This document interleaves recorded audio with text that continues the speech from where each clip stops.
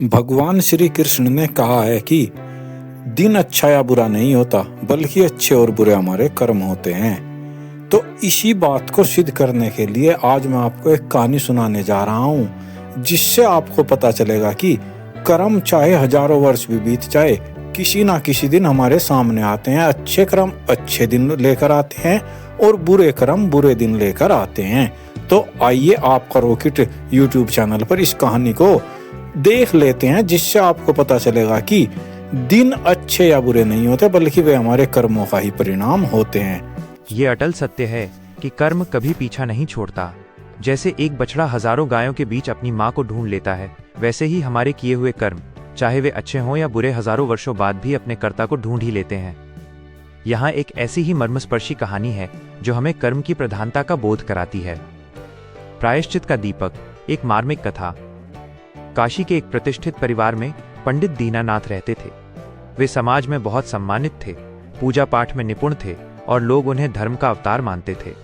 लेकिन उनके जीवन में एक गहरा दुख था। उनका इकलौता पुत्र माधव जन्म से ही चलने फिरने में असमर्थ था और अक्सर बीमार रहता था। दीनानाथ ने उसे ठीक करने के लिए अपनी पूरी संपत्ति लगा दी, पर कोई लाभ नहीं हुआ। एक दिन दुखी होकर वे अपने गुरुजी के पास गए और रोते हुए बोले, गुरुदेव, मैंने जीवन भर धर्म का पालन किया, कभी किसी का बुरा नहीं किया, फिर मेरे ही घर में ऐसा दुख क्यों? मेरे पुत्र को यह सजा किस जन्म के कर्मों के कारण मिल रही है? गुरुजी ने ध्यान लगाया और शांत स्वर में कहा, दीनानाथ, नियति कभी अन्याय नहीं करती। पिछले जन्म में तुम एक संपन्न जमींदार थे। एक बार अकाल पड़ा था और तुम्हारे पास अनाज के गोदाम भरे थे। एक गरीब किसान अपनी बीमार बेटी के लिए 2 मुट्ठी अनाज मांगने तुम्हारे द्वार पर आया था। उसने बहुत विनती की, पर तुमने उसे दुत्कार कर भगा दिया। वो किसान तुम्हारी चौखट पर भूखा बैठा रहा और अंततः उसने दम तोड़ दिया। दीनानाथ कांप उठे। गुरुजी ने आगे कहा, वह किसान आज तुम्हारा पुत्र बनकर आया है। उसके प्राण तुम में बसते हैं, पर उसके शरीर का कष्ट तुम्हारे उसी अहंकार और निर्दयता का फल है जो तुम आज भोग रहे हो। तुम उसे तड़पता देख रहे हो और यही तुम्हारा दंड है। हृदय परिवर्तन।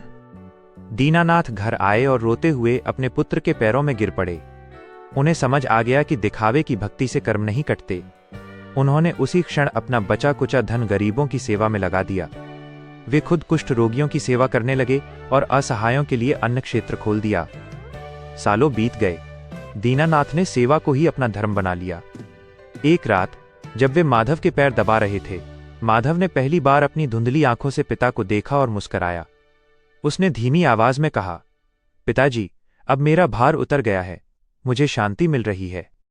उस रात माधव ने शांति से प्राण त्याग दिए।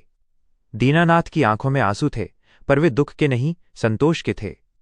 उन्हें महसूस हुआ कि सेवा और प्रायश्चित की अग्नि में तपकर उनके पिछले जन्म का वो काला कर्म आज भस्म हो गया है। सीख। धार्मिक दृष्टिकोण से देखें तो कर्म का फल केवल दंड नहीं, बल्कि सुधार का एक अवसर है। हम जो बोते हैं वही काटते हैं। यदि आज जीवन में दुख है तो वो हमारे ही किसी पुराने ऋण का भुगतान है, और यदि आज हम सामर्थ्यवान हैं तो यह पुण्य कमाने का अवसर है। कर्म प्रधान विश्व करी राखा, जो जस करी सो तस फलु चाखा। अर्थ, ईश्वर ने कर्म को ही प्रधान रखा है। जो जैसा करता है उसे वैसा ही फल मिलता है।